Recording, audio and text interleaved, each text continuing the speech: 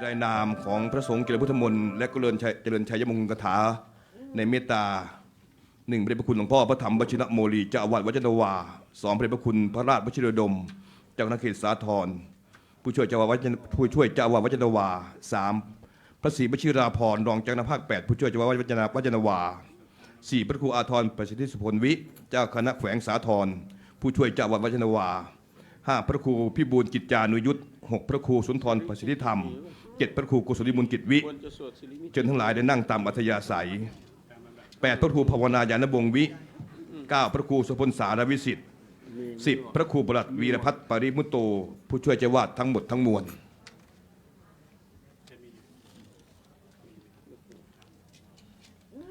ในการพิธีบรรจุพระกรุวัตถุมงคลใต้ฐานพระประธานในพระอุโบสถและพิธีอัญเชิญพุทธรูปและพระบรมสารีริกธาตุขึ้นประดิษฐานในพระเจดีย์4 องค์4 ทิศรอบพระอุโบสถวัดจันทวาในวันนี้ซึ่งตรงกับวันอาทิตย์ที่20 เมษายน พุทธศักราช 2568 บัดนี้พิธีการนั้นได้พร้อมแล้วเพื่อให้ทานบดีทุกท่านทั้งหลายได้ประกอบพิธีในการอันเป็นมงคลนี้เจิมที่นี่เจิมพวกไหนลำดับแรกจะได้เจริญพรฐานบดีผู้เป็นประธานพิธีฝ่ายคฤหัสถ์ในการจุดธูปเทียนบูชาพระรัตนตรัยในโอกาสนี้ขอเจริญพรคุณสุจัญญาภาภักพานิชกุลประธานมูลนิธิวัดจันทวาประธานพิธีฝ่ายคฤหัสถ์ได้จุดธูปเทียนบูชาพระรัตนตรัยในโอกาสนี้ขอเจริญพร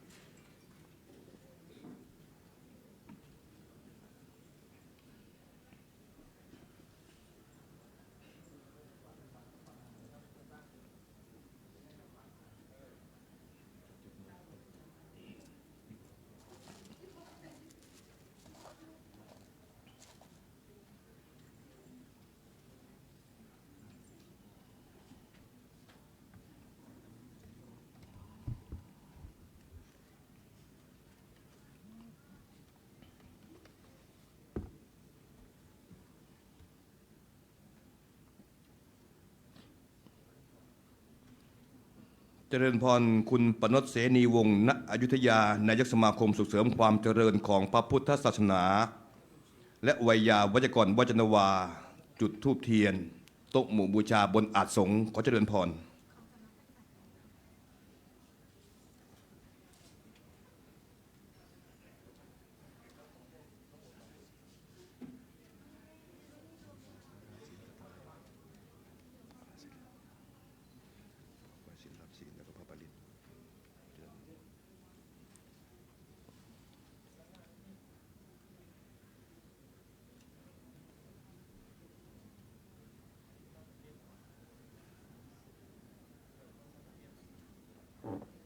ครับลำดับต่อไปนะครับเรียนเชิญทุกท่านได้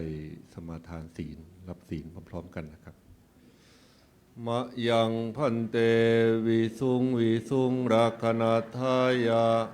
ติสรเนนะสหปัญจศีลานิยาจามา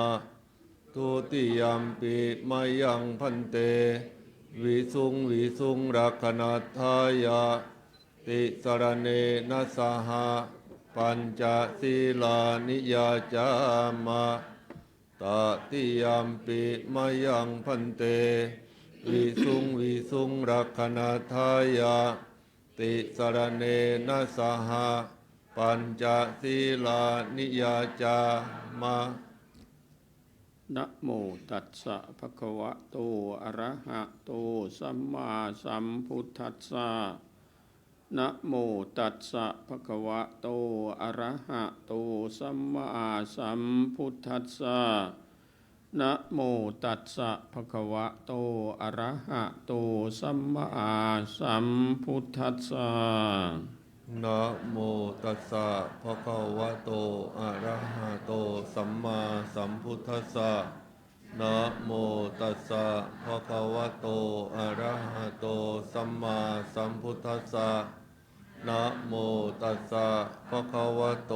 อะระหะโตสัมมาสัมพุทธัสสะ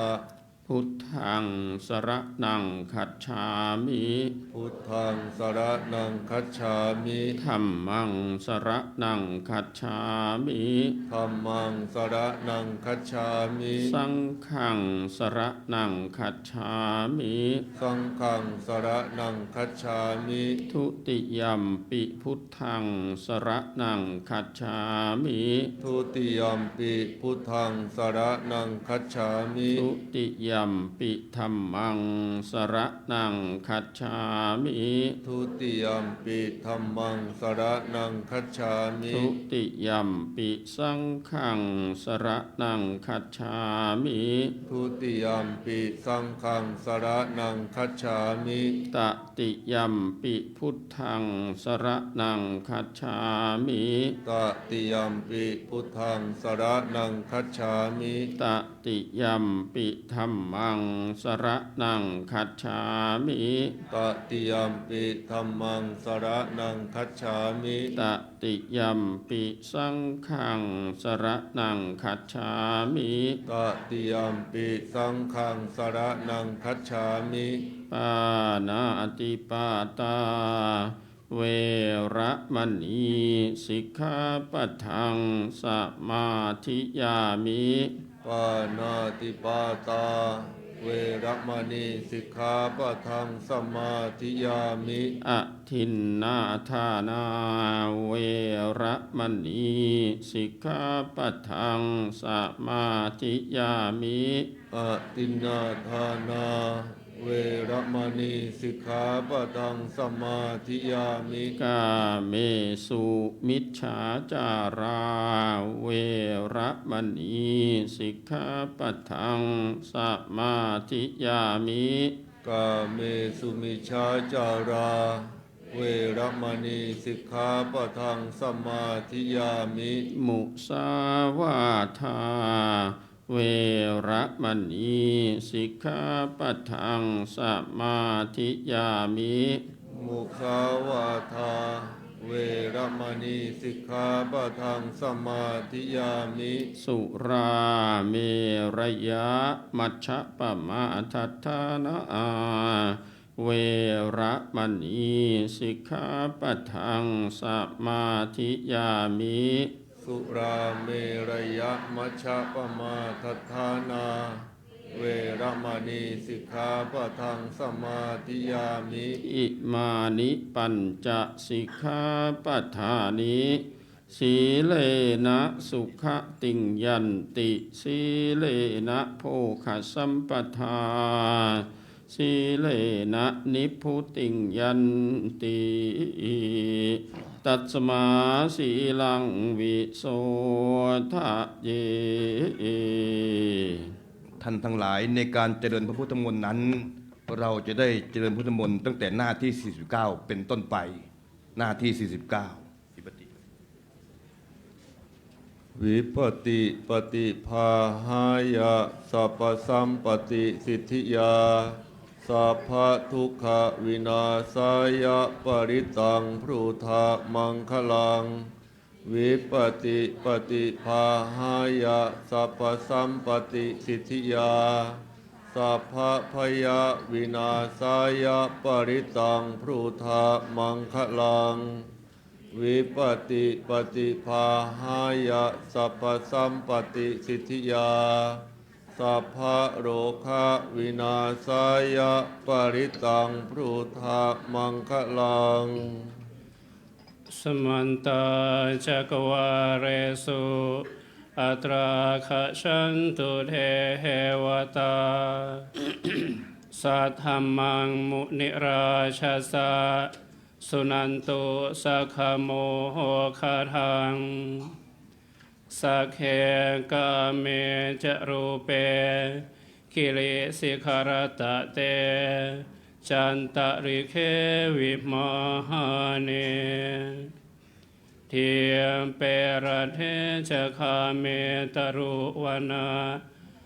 คาเนเคหะวัทุมหิเคตเตหุมมาจายันตุเทวาชราธาระวิสเมยขะคันทัพหนาหาคาติทันตาสันติเกยังมุนิวระวัจนังสาธวเมสุนาหันตุธรรมสวนากาโลอายัมภทันตาธรรมสวนากาโลอายัมภทันตาธรรมสวนากาโลอายัมภทันตานะโมตัสสะภะคะวะโตอะระหะโตสัมมาสัมพุทธัสสะนะโมตัสสะภะคะวะโตอะระหะโตสัมมาสัมพุทธัสสะนะโมตัสสะภะคะวะโตอะระหะโตสัมมาสัมพุทธัสสะพุทธังสรณังคัจฉามิธัมมังสรณังคัจฉามิสังฆังสรณังคัจฉามิทุติยมปิพุทธังสรณังคัจฉามิทุติยมปิธัมมังสรณังคัจฉามิทุติยมปิสังฆังสรณังคัจฉามิตันติยมปิพุทธังสรณังคัจฉามิตันติยมปิธัมมังสรณังคัจฉามิตันติยมปิสังฆังสรณังคัจฉามิสัมพุทเถอาตเวจัตถวาทัสสัญจะสหัสสะเกปัญจสัตตสหัสสานินามามิสิรัสสะอะหังเตสังฆัมมันจะสังฆังจะอาทะเรนันนามามิหังนัมมะกานุภาเวนันตวาสะเพวุปัฏฐเวเนกาอันตรายะปิวินาสันตุอาเสสะตัวสัมพุทเทปัญจปัญญาสัตเวสติสหัสสะเกทัสสัตตาสหัสสะนินามามิสิรัสสะอะหังเตสังฆัมมันจะสังฆัญจะอาตะเรนันนามามิหังนัมมะการะอนุภาเวนันตวาเทวปัฏฐเวอเนกาอันตรายะปิวินัสสันตุอาเสสะตัวสัมพุทเทนะวุตรัสสเตอัตถจัตตาริสัสสหัสสะเกวิสติสัตตสหัสสะนินามามิสิรัสสะอะหังเตสังฆัมมันจะสังฆัญจะอาทะเรนันนามานัมมะการะอนุภาเวนันตวาสะเพ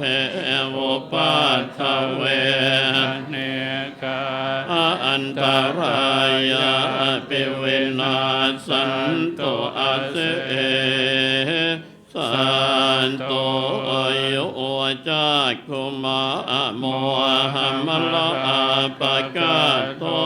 สัมมา พุทโธ สุขโตวิมุตโตมาราสปะสาวินิโมจยันโตปาสิกเขมังชนะตังเวนัยยังพุทธังวรันตัง ศิรสา นามามิโลกาสนาทันจะวินายกันจะตันเตจัสสะเตจยสิทธิโห ตุสา พันตรายาจะวินา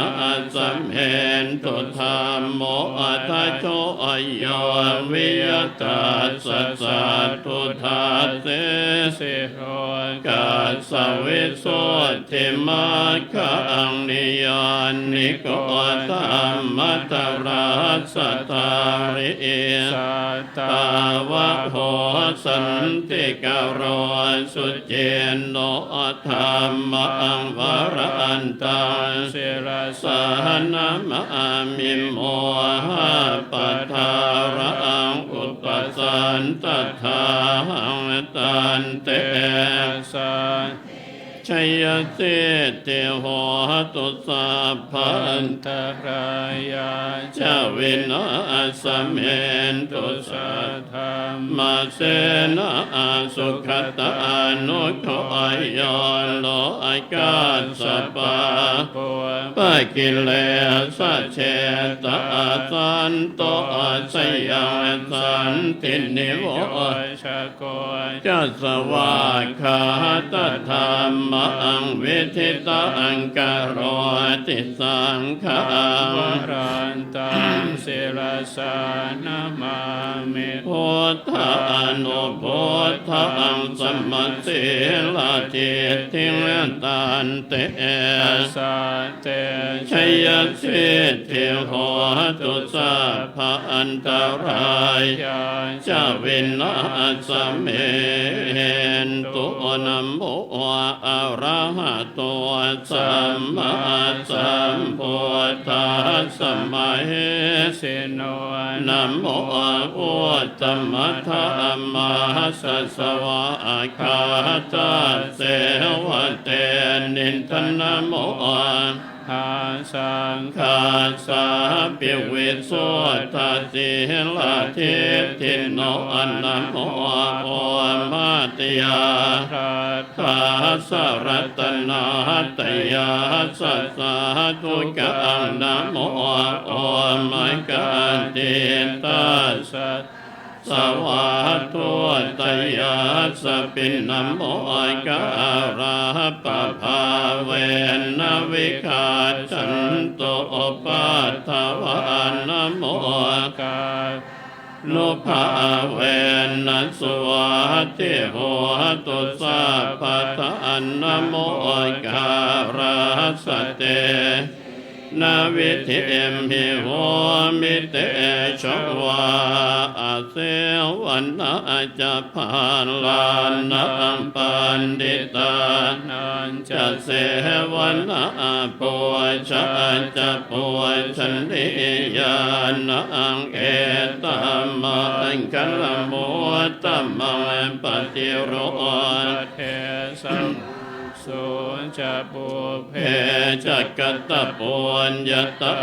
อัตตสัมมาปณิทิจะเอนตัมมังคัลโม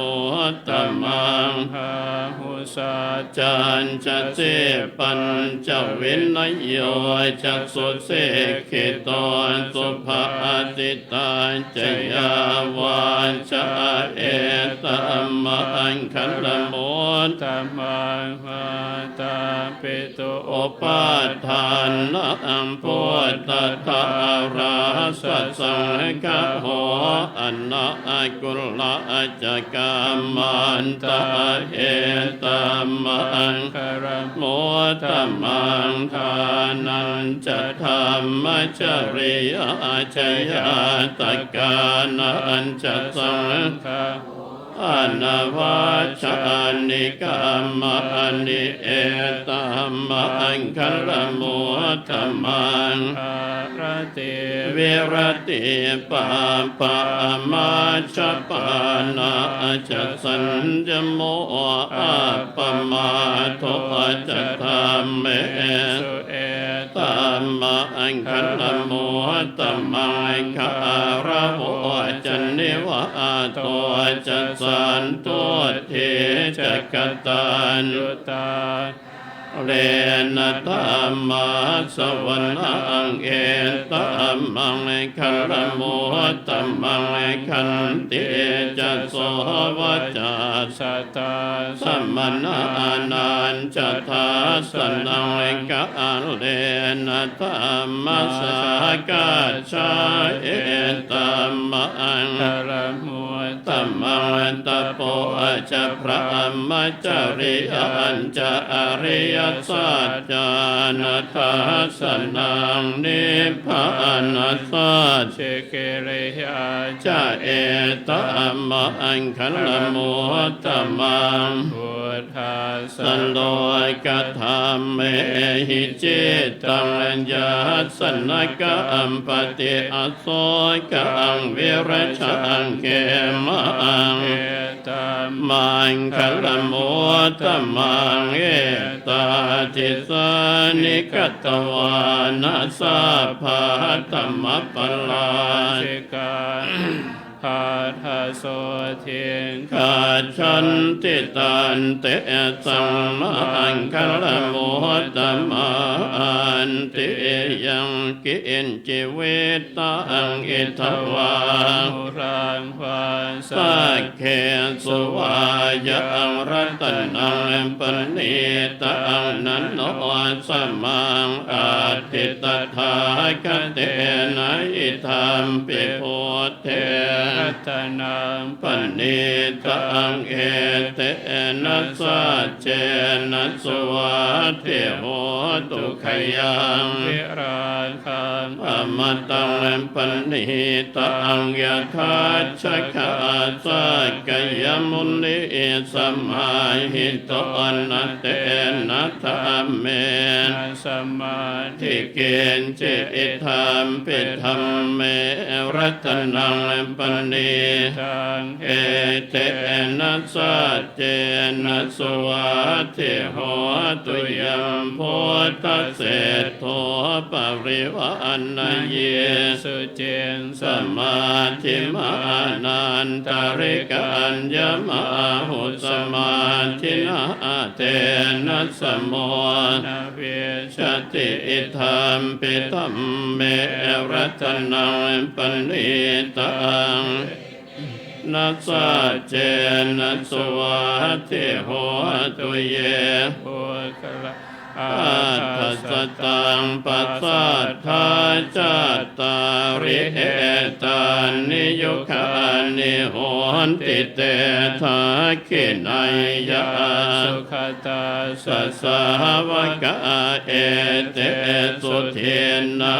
นิมหาพลานิอิธัม เปสังเข เขรัตนังปณิตังเอเตนะสัจเจ นะสุวันติ ทิโหตุเย สุ ปโยตามนัสสะตันเหนะนิกามิโนโคตมัสสะสนัง มิเต ปฏิปาตาอมตังวิขายหาลัตถา มุทา นิพุติมพุนชมานาอิธรรมปิสังเข รัตนัง ปณิตังเอเตนะสัจเจนะสุวัสทิโหตุขีนัมปุรานาวังนาทิสัมภวังวิราตจิตยติเกภวัสมิเตขีนะพิชาอวิรุณิจันทานิพพาน ติเทรายะยามปะเทโปอิธรรมเปสังเขรตัน ปนิตังเอเตนะสัจเจนะโสอาเทโหนตุเมตัญจะสัพพะโลกัสมิมานะสัมภาอปาริมาณังวุธังอัตโตจติริยัญจาสัมภาทังอเวรังอัสสปัตตังติทันจารังนิสินโนวาสยานโนวายาวัตสวิกตเมตัวเอตังสติอธิไทยพระอัมมเมตังวิหารังกิธัมอุทิศเทนจะอนุปคัมมัสสิลาวะทัสสเนนะสัมปันโนเมโสเวนายะเขทังนัยชาสุขาปัสสยามปุณเลติติอัปปมาโนพุทโธอัปปมาโนธัมโมอัปปมาโนสังโฆอัปปมาณวันตานิสิเรงสัปปะนิอหิเวชิกาสัตตปะเทอุณนานาเพียสระปุโมนเมราคากตาเมปเรตาปฏิกมันตุโพธานิโสหังนะโมนะโมสัตตานังสัมมาสัมพุทธานังอุเทตยัญจักขุมาเอกราชาริสวรรณโนทเวปภาโสตังตังนามาสามิหาริสวรรณอังปัทเวปภาสังตยาสกุตาวิหาเรมุทิวัสังเจพระมนาเวทกุสาภตเมนะโมเตจมังปะระยันตุนะมาทุโพธานังนะมาทุโพธิยานะโมวิมุตตานังนะโมวิมุตติยาอิมังโสปะเรตังวาโมโรจรติเอสนาอเปตยัญจักขุมาเอราชาอาริสวรรณโนปัทเวปภาโสตันตังนามาสามิหาริสวรรณปัทเวปภาสันตยาสกุตาวิหาเรมุรัตติงเยพระมนาเวทกุสาปตเมเตเมนะโมเตชมันพระยันตุนะมาทุโพธานังนะมาทุโพธิยานะโมวิมุตตินางนะโมวิมุตติยาอิมังโสปะเรตังกัตวะโมโรวาสมกะปะเยนเตอัตติโลเกเสระคุณโนสัจจังโสจัยยนุทัยเตนะสัจเจนะกะ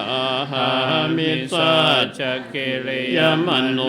ตรังอาวาชิตวาธรรมพลังสริตวัน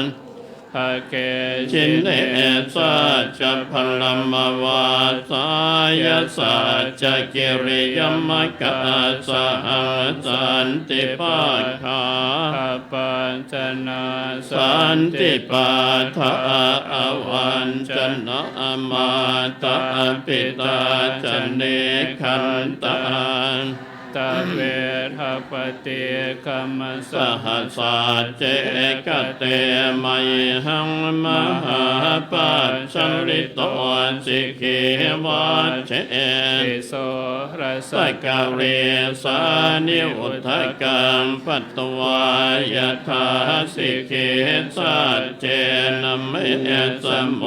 นัตถิเอสาเมสัจจปาลมิติติปิโสภะคะวาอะระหังสัมมาสัมพุทโธเวชะจรณะสัมปันโนสุขโตโลกวิโตอนุตตร ปุริสธรรม ราชิสัทธาเทวมโนสันนังพุทโธภะคะวันติสวากขาโต ภควตาธรรมโมสันติ ทิโกอาการลิโกเอหิปัสสิโกโอปัญญิโก ปัจจตั ตั ง งเวทิตาโพวินโยหิติสุปฏิปันโนสาวกสังโฆอุทธปฏิปันโนภะคะวะโตสาวกสังโฆยายา ปฏิปัน โนภะคะวะโตสาวกสังโฆสัมมิจิปฏิปันโน ภควโตวะกสังโฆ โคยติตังจัตตา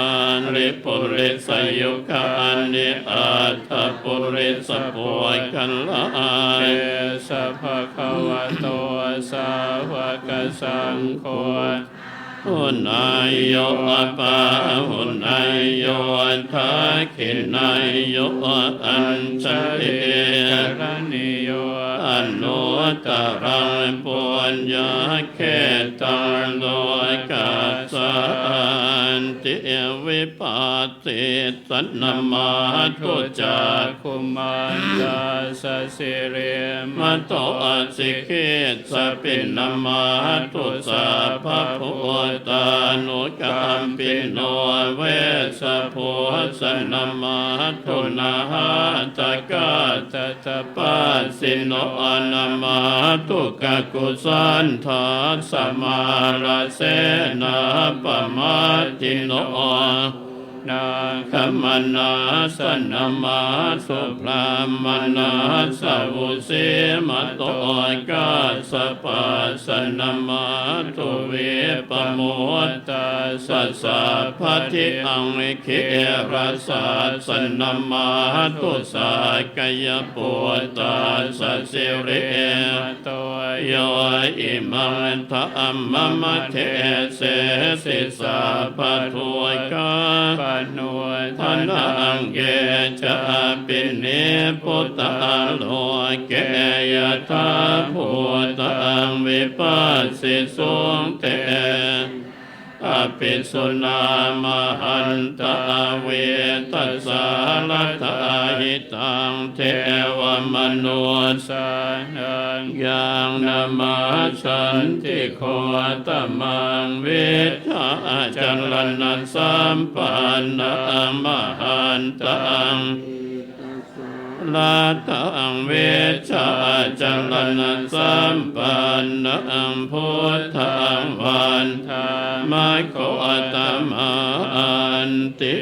ยันทุนนิมิตตังอวมังคะอัน ชโยจาม นาโปสกุณาสัสสะโท ปะปะ กาโหทุสุปินังอาการตังโพธาเวนะวินาสัมเอนตุยันตุนิมิตตัง มนาปวสกุณาสัสสะโทปาปะคาโหโทสุปินังกันตังธรรมานุภาเวนวินาสเมนตุยันตุนิมิตตังภวมังคลันชโยจามนาปวสกุณาสัสสะโทปาคาโหโทสุปินังกันตังสังฆานุภาเวนวินาสเมนตุอนาทิเมสรณังอัญญพุทโธเมสรณังวรังเอเตนะสัจวาเชนะโหตุเตยมขัลลังนาทิเมสรณังอัญญังธัมโมเมสรณังวรังเอเตนะสัจวาเชนะโหตุเตชยมังขัลลังนาทิเม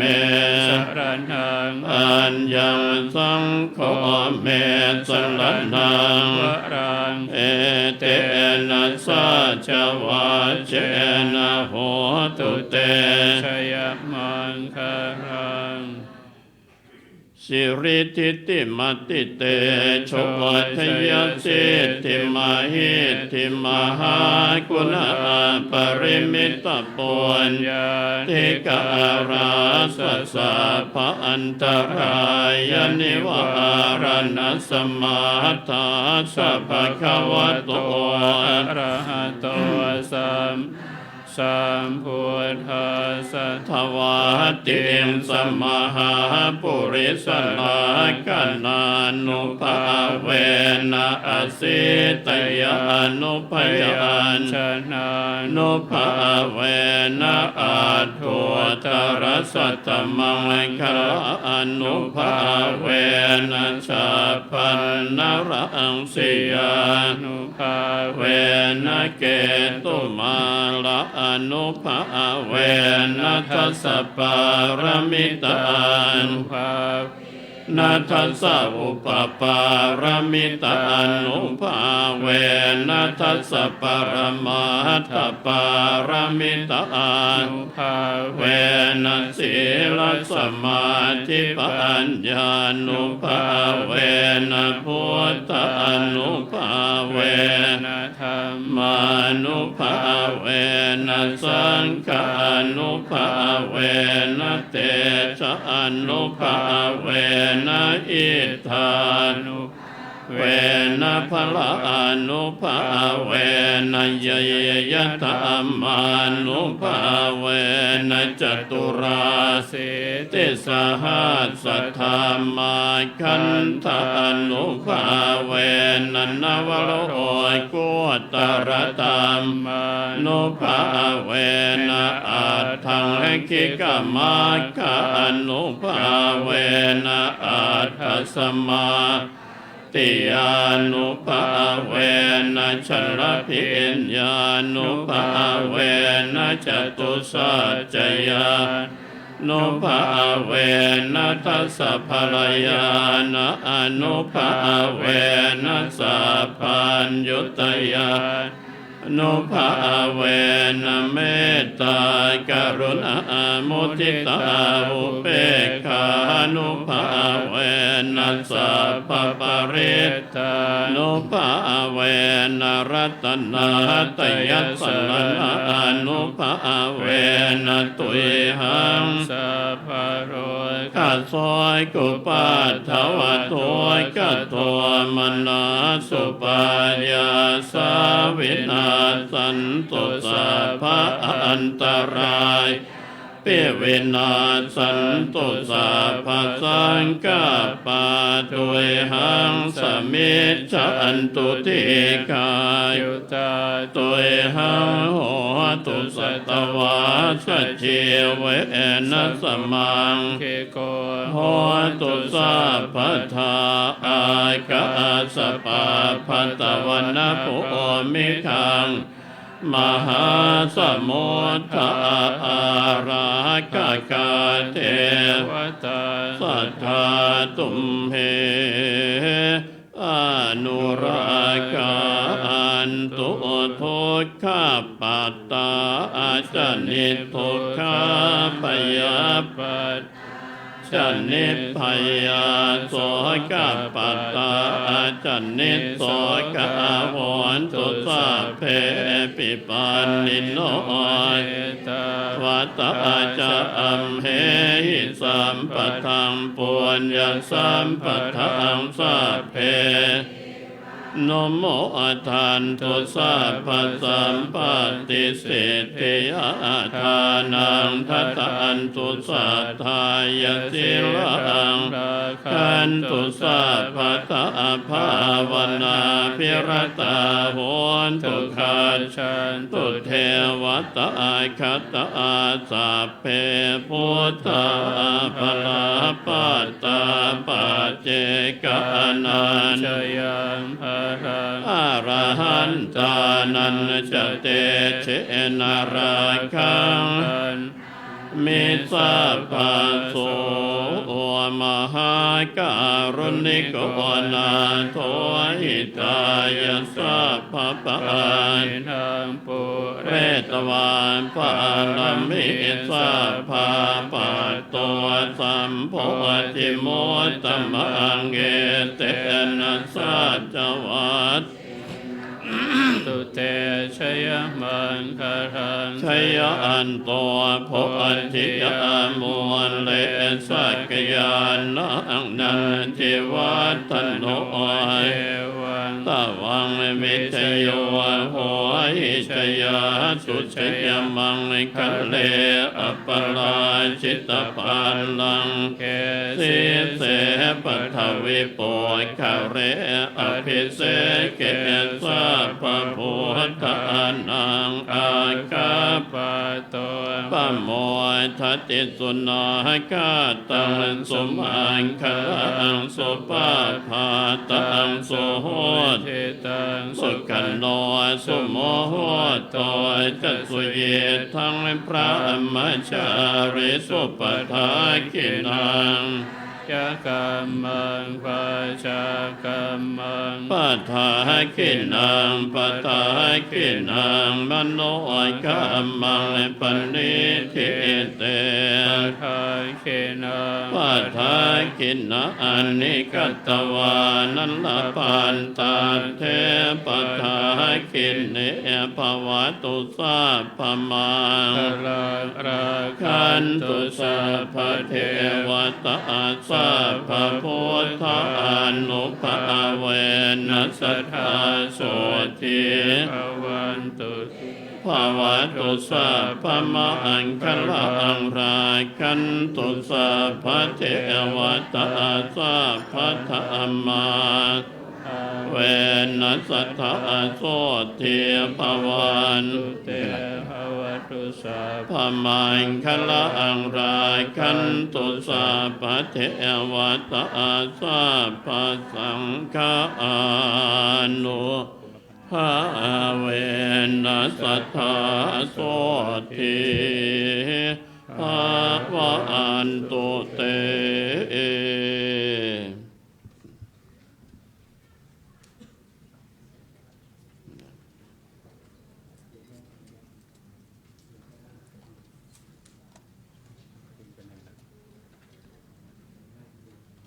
ใช่ยัง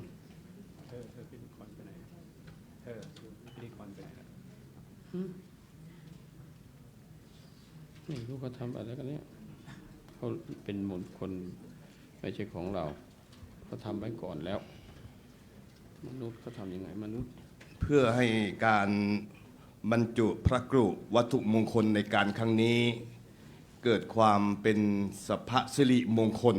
ให้กับท่านทั้งหลายเหมือนการสร้างพระกรุที่วางไว้ใต้ฐานพระประธานในพระบุตรวจนวาเพื่อที่จะได้หนุนให้พระนั้นสูงขึ้นเป็นการส่งเสริมหนุนชิดของเราหนุนชิดของเรานั้นให้มีการสูงส่งขึ้นด้วยเช่นเดียวกันเมื่อพระสงฆ์ทั้งมวลได้เจริญบทภวริตบทต่างๆได้จบเป็นที่เรียบร้อยจากนี้ จะได้ให้ทั้งหลายได้ยกใจของตัวเองให้สูงขึ้น เหมือนพระกรุซึ่งเป็นวัตถุมงคล จะได้หนุนฐานพระพุทธรูปนั้นให้เด่นสง่า ในโอกาสนี้เจริญพรแม่ชีสุวรรณาจิตพ่อค้า ซึ่งเป็นหัวหน้าสถาบันแม่ชีวัจนวาได้เป็นผู้นำบุญในการนำกล่าวคำถวายพระพุทธรูป และก็วัตถุมงคลพร้อมกับแผ่นรายชื่อของท่านทั้งหลาย ในโอกาสนี้ขอเจริญพรแม่ชีสุวรรณากิจพ่อค้า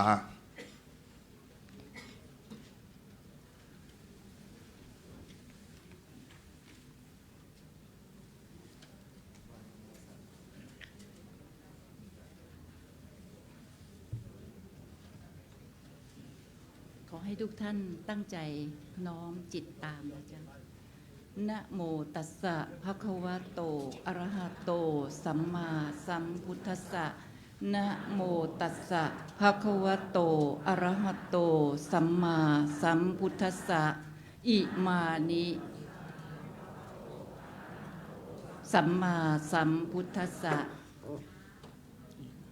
อิมานิมะยังพันเตพุทธรูปานิ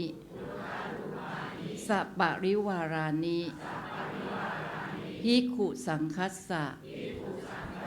โอโนชยามะอายติง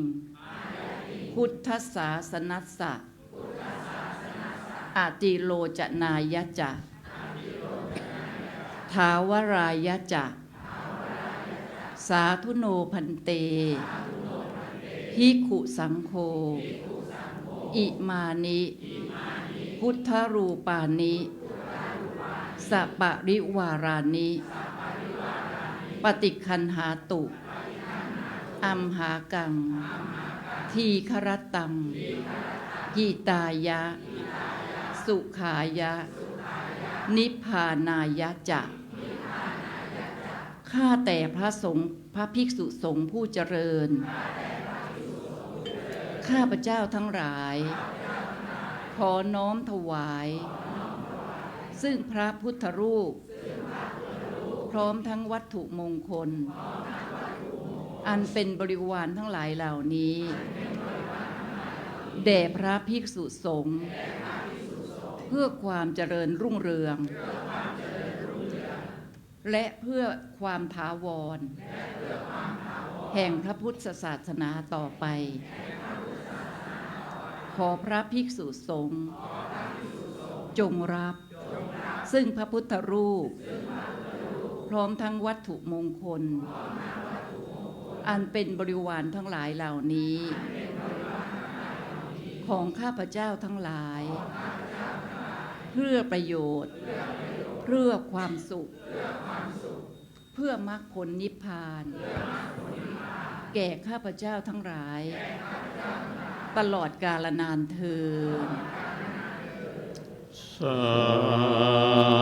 ธุ แม่ชีสุวรรณากิจพ่อค้าได้เป็นผู้นำบุญในการกล่าวคำถวายพระกรุวัตถุมงคลแด่พระสงฆ์ให้รับทราบเพื่อจะได้รับอานิสงส์ในการเกิดในบุญญเขตมีคนดูแลสมบัติเพื่อที่จะมีโภคะสมบัติไม่วิบัติไปด้วยโรคภัยต่างๆโอกาสนี้จะได้เจริญพรฐานบดีผู้เป็นผู้แทน10 ท่านได้เข้าถวายกัปปิยพันธ์แด่พระสงฆ์ทั้ง10 รูปดังรายนามต่อไปนี้ท่านแรกขอเจริญพรคุณสุจัญญาภาภักพานิชกุลท่านที่2แม่ชีสุวรรณากิจพ่อค้าท่านที่3คุณปนชเสนีวงศ์ณอยุธยาท่านที่4คุณมยุรีนวรัตโนภาสท่านที่5คุณพัชรีรินวัฒนา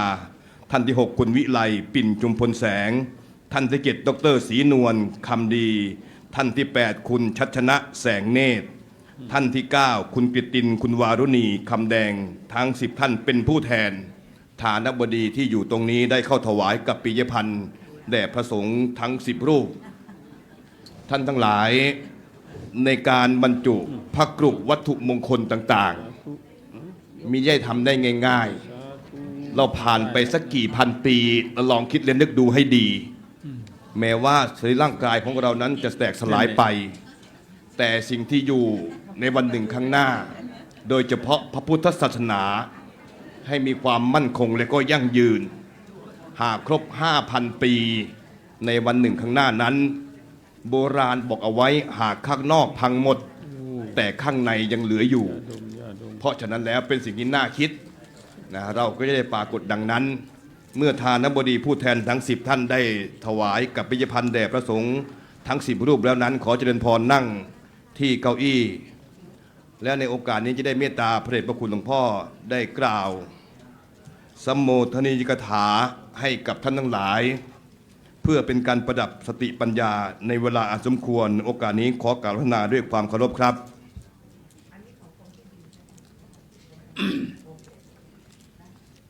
ขอถือโอกาสเพื่อนสัทธมิก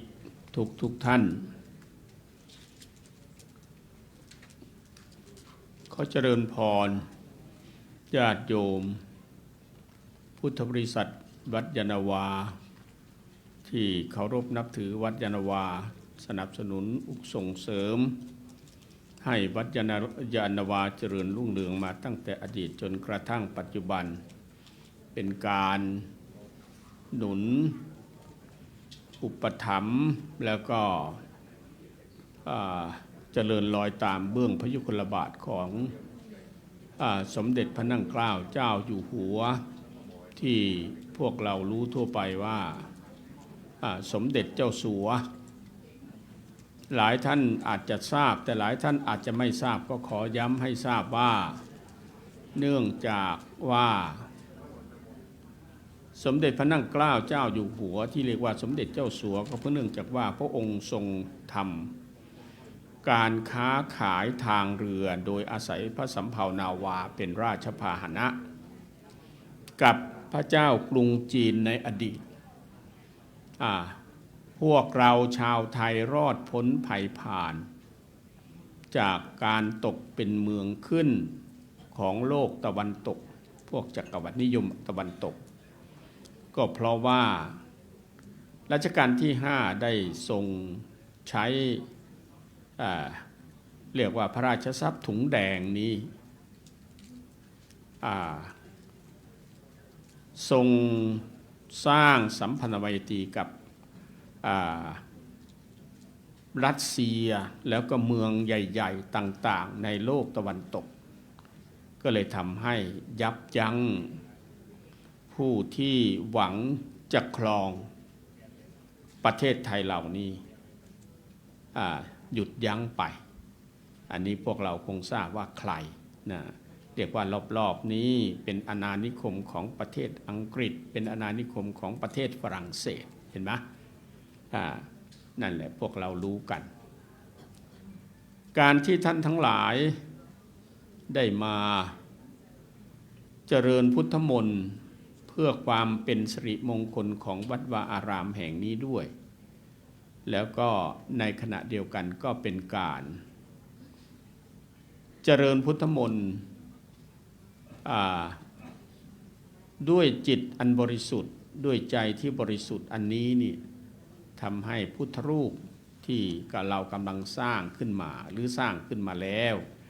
เป็นการเสริมให้เป็นองค์ศักดิ์สิทธิ์เป็นที่เคารพบูชานี่เป็นเรื่องสำคัญเพราะว่าจิตของเรานั้นเป็นเรื่องสำคัญนะในทางบวกก็สำคัญยิ่งในทางลบก็สำคัญยิ่งอย่างพระพุทธเจ้าตรัสว่ามโนปุพพังคมาธรรมามโนเศรษฐามโนมยามนุษย์เรานี่มีใจเป็นสภาพถึงก่อนว่ามีใจประเสริฐสุดและทุกสิ่งทุกอย่างสำเร็จด้วยใจของมนุษย์เนี่ยถ้าว่ามีใจเป็นสภาพถึงก่อนคืออย่างไรเอาอย่างนี้ง่ายๆก่อนที่ท่านทั้งหลายจะตัดสินใจมาที่นี่ในวันนี้นะได้ทราบข่าวจะเป็นการสื่อสารทางจดหมายหรือการสื่อทางอินเทอร์เน็ตก็สุดแท้แต่ เดี๋ยวนี้รับได้ง่ายรับได้เข้าใจ เกิดความเลื่อมใสก็ตัดสินใจมานั่นใจมาถึงก่อนแล้วก่อนที่ตัวเองจะมาลองคิดดูจะทำอะไรก็สุดแท้แต่ทุกอย่างในทางบวกทางลบใจมันถึงก่อนทั้งนั้นแหละจะทำร้ายใครใจมันก็ไปก่อนแล้วนะหรือจะสร้างคุณงามความดีในเรื่องอะไรก็สุดแท้แต่มันก็ขึ้นอยู่กับใจของเราเท่านั้นฝากไว้ให้เป็นข้อคิดเพราะฉะนั้นนี่เราจึงควรที่จะสร้างจิตที่เป็นเมตตาหรือเป็นบุญเป็นกุศลต่อใครๆไว้ให้มากที่สุดแล้วเราก็จะได้มีเสน่ห์มีเพื่อนมีมิตรมีใครก็มาใกล้ชิดแล้วเกิดความสบายใจเราก็มีเพื่อนมีมิตรของเราวันนี้ก็เหมือนกันพวกเราได้มาตั้งจิตเป็นบุญเป็นกุศลร้อยจิตเป็นพุทธบูชาโดย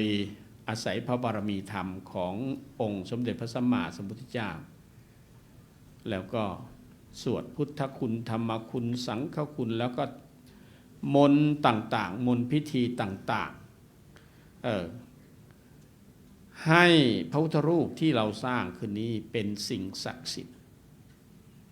เป็นการเทิดทูนพุทธศาสนาสร้างพระบารมีธรรมแปลสร้างบารมีธรรมเสริมพระบารมีขององค์สมเด็จพระนั่งเกล้าเจ้าอยู่หัวพระถ้าพระองค์ทรงทราบด้วยวิธีใดก็คงแผ่พระเมตตาบารมีมาปกเกล้าปกกระหม่อมของพวกเราให้พวกเราเจริญก้าวหน้าในหน้าที่การงานอยู่เย็นเป็นสุขปราศจากทุกโศกโรคภัยมีอายุมั่นขวัญยืนนี้เป็นเรื่องสำคัญเจริญพุทธมนต์วันนี้เรียกว่าพวกเรานิ่งสงบมากๆตั้งใจกันจริงๆถือว่าเป็นเรื่องที่ดีแล้วก็เป็นบุญกุศลของพวกเราอันนั้นก็ถือว่าหากเราฝึกปฏิบัติให้เป็นหลักเป็นเกณฑ์อย่างนี้ก่อนหลับก่อนนอนทุกวันทำได้ก็จะเป็นบุญกุศลนอนก็หลับแล้วก็ไม่ต้องไปคิดอะไรทั้งนั้นจิตเป็นบุญเป็นกุศลทำให้หลับสนิทตื่นขึ้นมาด้วยใจบริสุทธิ์ผุดผ่องอันนี้เป็นสิ่งที่เราควรปฏิบัติแล้วก็เป็นบุญเป็นกุศลสำหรับตัวเราฝากไว้ให้เป็นข้อคิดการสวดมนต์วันนี้นี่ถือว่าพวกเราทำได้ดีมากฟังแล้วรื่นหูดีอกดีใจช่วยเหลือเกื้อหนุนกันจริงๆทั้งหมดทั้งปวงก็ถือว่าเป็นญาติโยมผู้อุปถัมภ์วัดยานนาวาเป็นการเจริญรอยตามเบื้องพระยุคลบาทของสมเด็จพระนั่งเกล้าเจ้าอยู่หัวหรือสมเด็จเจ้าสัวของพวกเราซึ่งพระองค์ท่านทรงเสียสละเวลาของพระองค์ท่านเพื่อประโยชน์สุขของปวงชนชาวไทยของพวกเราอันนี้ถือว่าเป็นเรื่องสำคัญสถาบันชาติสถาบันศาสนาสถาบันพระมหากษัตริย์3 สิ่งมิ่งมงคลเรียกว่า three auspicious things for Thailand ตัวนี้สำคัญที่เราว่า auspicious แปลว่าศักดิ์สิทธิ์เป็นสิ่งศักดิ์สิทธิ์ทั้ง3 สิ่งนี้พ่วงกันมาตั้งแต่อดีตจนกระทั่งปัจจุบันทำให้จิตใจทำให้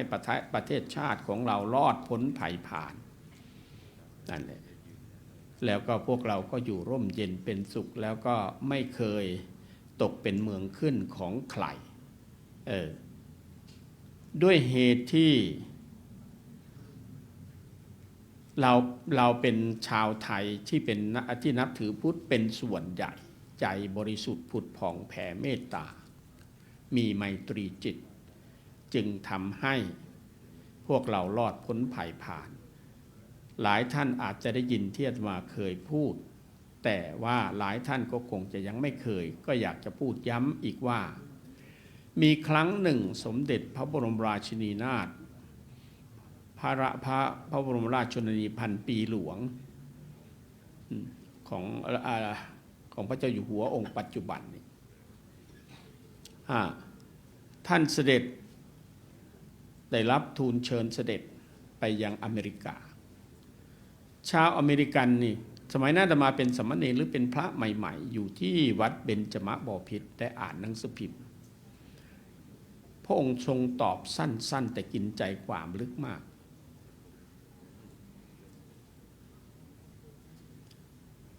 ชาวอเมริกันอาจจะเป็นนักหนังสือพิมพ์ก็ได้ทูลถามพระองค์ว่าเพราะเหตุใด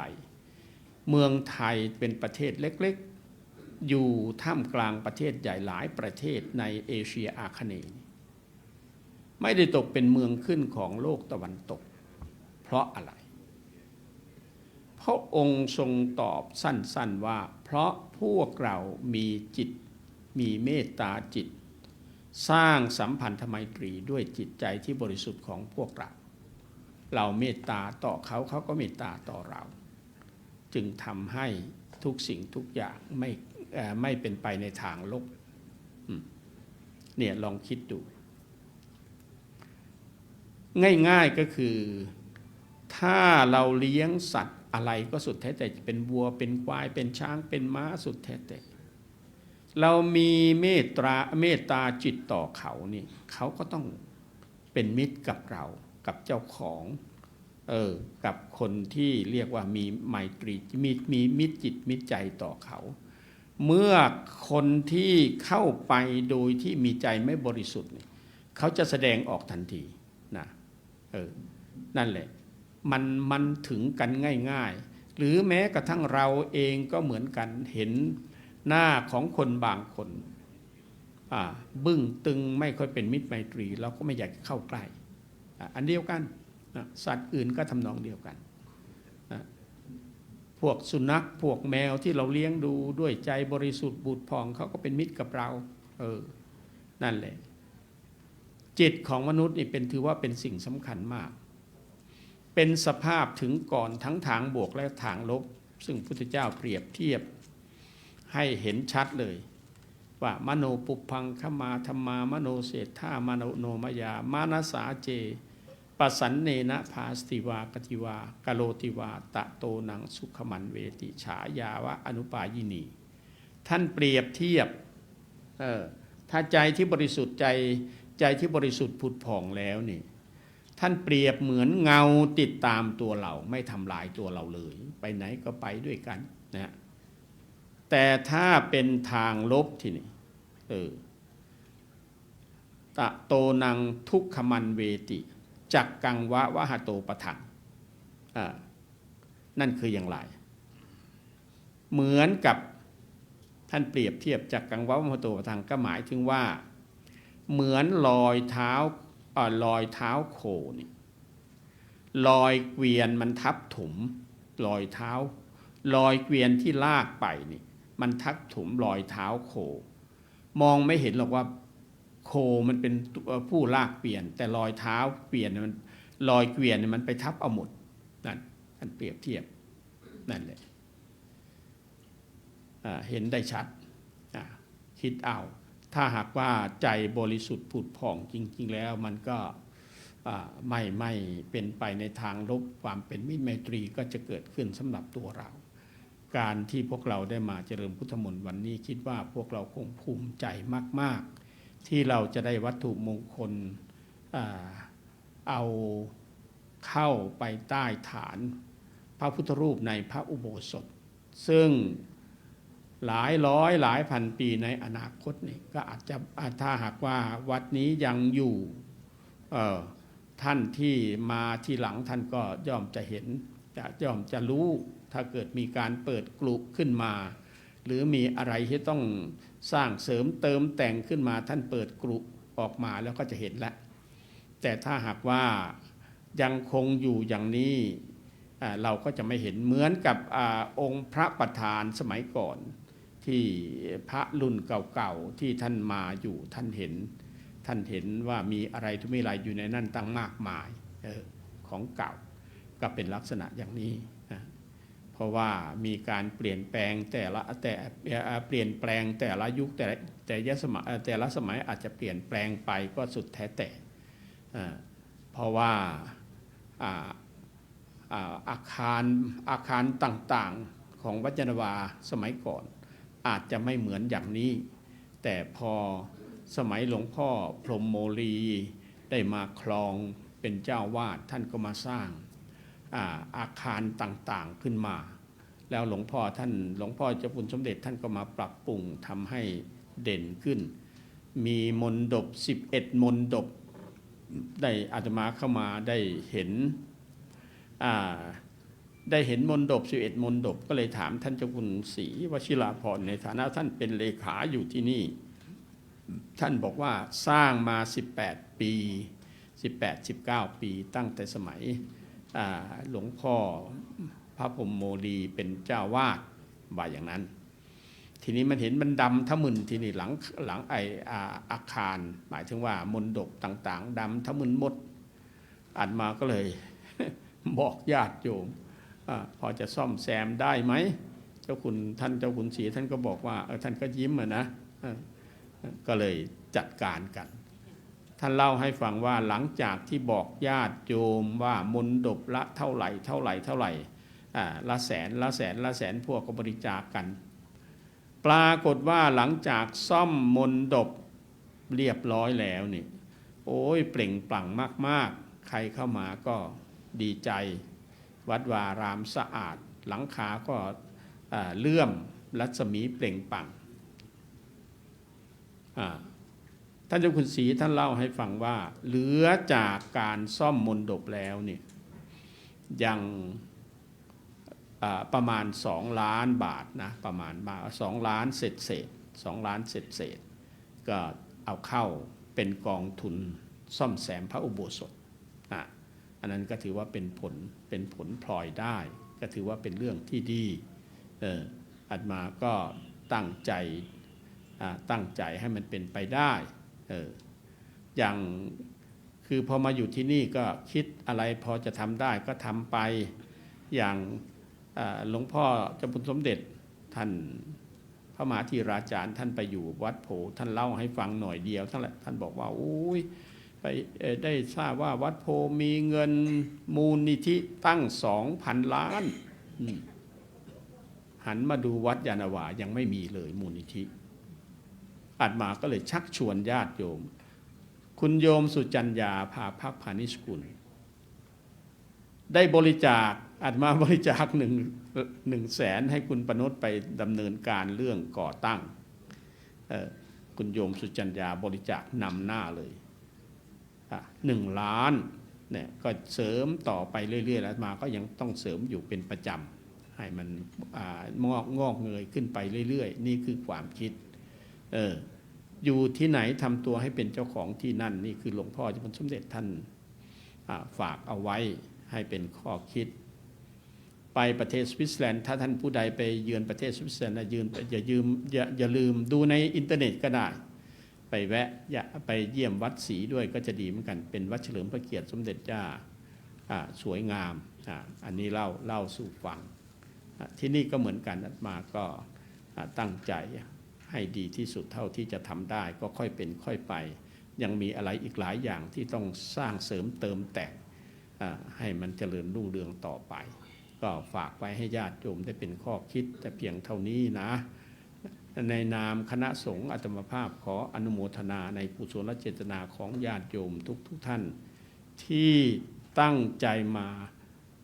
ไม่คิดว่าจะมีจำนวนมากถึงขนาดนี้นะนี่ก็ถือว่าเป็นพระบารมีธรรมของพวกเราได้ช่วยเหลือเอื้อหนุนโดยเฉพาะพระบารมีธรรมของสมเด็จพระนั่งเกล้าเจ้าอยู่หัวเป็นเสน่ห์ทำให้พวกเราได้มาร่วมด้วยช่วยกันแต่ละวันก็จะมีคนมาบูชาพระบรมรูปของพระองค์ท่านอยู่บ่อยๆก็ถือว่าเป็นเรื่องที่ดีเพราะหลายคนก็บอกว่าพอมาก็อยากจะไปไหว้ซื้อดอกบัวขึ้นไปไหว้บนพระสัมภาวนาวาหลายท่านก็บอกว่าทำให้ มีจิตมีใจแล้วทำอะไรไปก็ดูเหมือนจะมีดีขึ้นเรื่อยๆเป็นเพราะพระบารมีธรรมของพระองค์ท่านส่งเสริมเพราะพระองค์ทรงสนใจในการค้าขายทางเรือสมัยอดีตนะอันนี้ก็เล่าให้ฟังท้ายที่สุดนี้อาตมาภาพในนามคณะสงฆ์วัดยานนาวาขออำนาจคุณพระศรีรัตนตรัยและบุญกุศลที่ท่านทั้งหลายได้บำเพ็ญมาแล้วตั้งแต่อดีตจนกระทั่งปัจจุบันพึงมารวมกันเป็นตปะเป็นเดชะปกป้องคุ้มครองให้ญาติโยมทุกท่านจงเป็นผู้นิราบร้างห่างหายภัยพิบัติอุปัตถวันตรายมีพลานามัยสมบูรณ์มีสติปัญญาดีและเจริญด้วยจตุรพิธพรชัยคืออายุวันนะสุขะพละปฏิภาณคุณสารสมบัติธนสารสมบัติปรารถนาสิ่งใดที่ไม่เหลือวิสัยและประกอบชอบธรรมขอสิ่งนั้นจงสำเร็จแก่ญาติโยมทุกท่านทุกคนเถิด สาธุจากนี้เชิญท่านทั้งหลายได้ตั้งใจกรวดน้ำจากคณะสงฆ์ หมด นะตั้งใจคุณโยมตั้งใจกรวดน้ำอุทิศส่วนกุศลแม้กระทั่งดวงพระวิญญาณอุทิศแด่ดวงพระวิญญาณของสมเด็จพระนางเจ้าโยมพ่อโยมแม่ผู้ล่วงลับไปปู่ย่าตายายขอให้ท่านมีส่วนบุญส่วนกุศลที่เราอุทิศให้ขอให้พระองค์ท่านก็ดีญาติโยมปู่ย่าตายายของพวกเราก็ดีก็ขอให้ท่านไปดีมีสุขอำนวยอวยพรให้พวกเราอยู่เบื้องหลังได้มีความสุขความเจริญตลอดไปแต่ถ้าญาติโยมมีปู่ย่าตายายยังอยู่ก็ขอให้ท่านมีอายุมั่นขวัญยืนเป็นร่มโพร่มใสของลูกหลานสืบต่อไปนะตั้งใจ ยะถาวาริวะหาปูราปาริปูเรนติสาคารังเอวะเมวะอิโตทินังเปตานังอุปกัปปติอิจิตังปัตติตังตุมหังคิปะเมวะสมิจจตุสัพเพปูเรนตุสังกปาจันโทปนระโสยะถามณิโชติระโสยถานสัพพิย ติ ติ โย โย วิวัชชันตุสัพพะโรโควินาศตุมาเตเตภวันภวันตรายโยสุขิติขายุโกภวันอภิวันธนาสิสนิจจังวุฒาปัจจายโนจัตตารโอธรรมาวัฏันติอายุวันโนสุขังภาลังยัญจะโคทาคินาทินาสังฆามิสุปฏิทิตันทิคารัตตังหิตายาสัทธานาโสอุปการปฏิโสยติธรรมโมจะอายังนิทัสสิโตเป็นตานาปุชาจักตาปุราลาภลานจะภิกขุนัมมโนปะเทนังเฮหิปุญญังปัสสุตังอนาปการติรัตนัตยานุภาเวนรัตนัตยาเตชัสสะทุกขโรยกัพยาเวราโสกัสสะจุจุปัฏฐาเนก นตรายาปิวินาสันตุอาเสสะโตชยสิทธิทันอังราพังโสทิภาคยังสุขังพลังสิริอายุจวันโนอจโพกังวุติยสวัสสัตวันสัจอายุจะเชียวสิทธิภวันตุเตภวันตุสัพพมังคังราคันตุสัพพเทวตาสัพพพุทธานุภาเวนัสสัทธาโสทิภวันตุเตภวันตุสัพพมังคังราคันตุสัพพเทวตาสัพพธรรมานุภาเวนัสสัทธาโสทิภวันตุเตภวันตุสัพพมังคังราคันตุสัพพเทวตา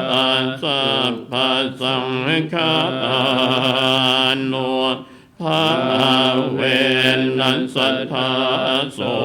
ทิภาวันตุเต สาธุฐานบดีท่านทั้งหลาย ก่อนที่พระเดชพระคุณหลวงพ่อจะได้เมตตาในการเจิม แล้วก็ประพรมน้ำพระพุทธมนต์พุทธรูปทั้ง4องค์ พร้อมทั้งกรุวัตถุมงคลนั้นอาตมาภาพอยากจะขอทำความเข้าใจ ด้วยเหตุที่ว่าวันนี้ชื่นชมทั้งหลายที่มีความตั้งใจดี สังเกตจากอาการกับกิริยา ที่ท่านทั้งหลายมีความสงบทางกาย และมีความนิ่งทางใจ ค่อยบ่มน้ำมนต์ เพื่อที่จะได้มาต่อบุญเดิมมาเพิ่มเติมทำใหม่ ต้องเจิมนะ ทำความเข้าใจอย่างนี้ว่าหลังจากที่พระเดชคุณหลวงพ่อได้เจิมและประพรมน้ำพุทธมนต์เสร็จเป็นที่เรียบร้อย พระเดชพระคุณหลวงพ่อได้เมตตานำวัตถุมงคลนั้นในการเป็นผู้นำและจะมีฐานบดีเพียงแค่3แถวเป็นผู้แทนของทั้งหลาย ในการอัญเชิญพระพุทธรูปและวัตถุมงคลนี้เพื่อไม่ให้เกิดความสับสนตั้งใจมาดีแล้วเป็นบุญแล้ว และขอความร่วมมือว่าเนื่องจากพระอุโบสถข้างในมีจำนวนจำกัดประมาณ30ท่านเห็นจะได้ แต่วันนี้ใจของท่านนั้นสูงยิ่งนักอาตมาสังเกตได้ เพียงแค่ยืนรอบนอกปนมมือก็เป็นมงคลแล้ว ในโอกาสนี้ขอเมตตาพระเดชพระคุณหลวงพ่อเมตตาได้เจิม และก็ประพรมน้ำพระพุทธมนต์พระพุทธรูปทั้ง4องค์ พร้อมทั้งพระกรุวัตถุมงคลครับ โพธิยามมุเรสกยานังนันทิวันตโนเอวังตะวังวิชัยโยโหหิชยาสุชยามังคาริอัปปราชิตปันรังเกสีเสปัทวิปุคาเร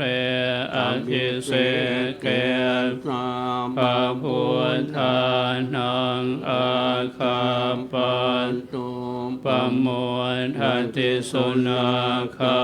ตังสุมังคารังสุปภาตังสุโหทิตังสุขันสุโมโหโต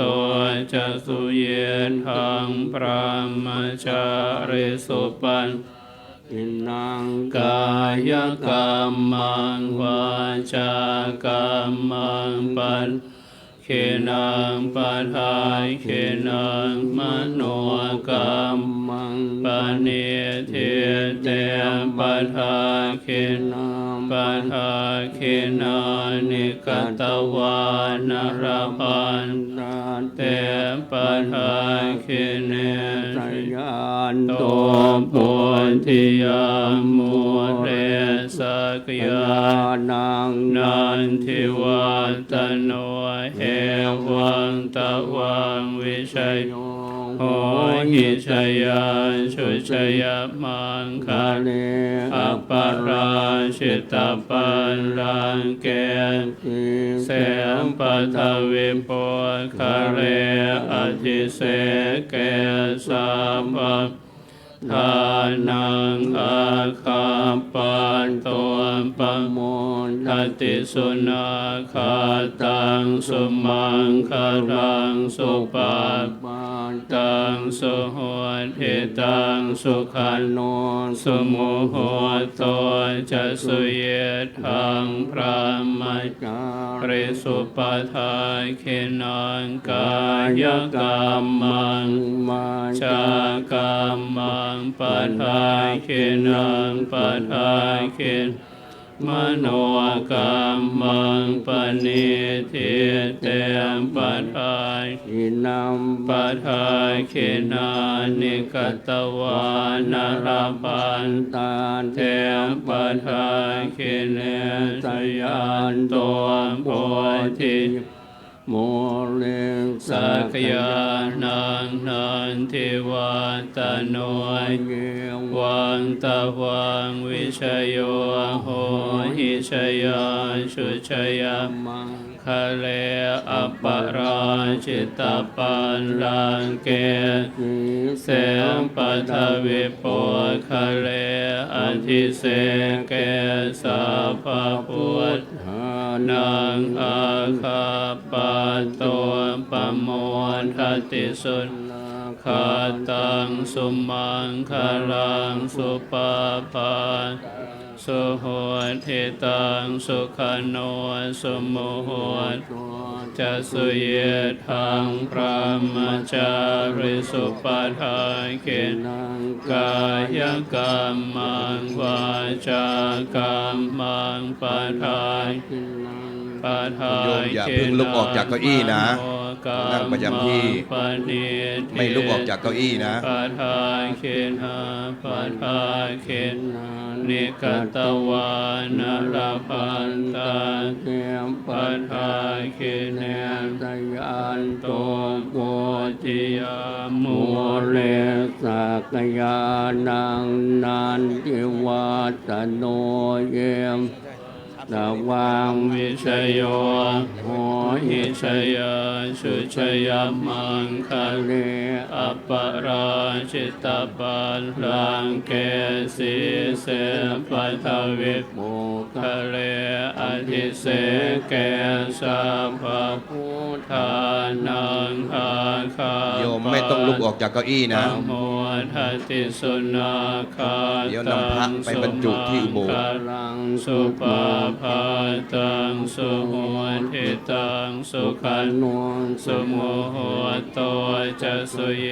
ทังพระมัจจาริสุปทาคินังกายกรรมังวาจากรรมังปัฏฐาคินังปัฏฐาคินังมโนกรรมังปณิทิเตปัฏฐาคินังปัฏฐาคินานิกตวานารพันตาเทียมปัฏฐาคิเนสยันโตโพธิยามุเลสักยานังนันทิวัตโนเยวังตะวังวิชโยโหหิชยานุตยมังคะเลอัปปราชิตาปันลังเกสีเสมปัทวิปุคะเลอธิเสเกสัพพพุทธานังอา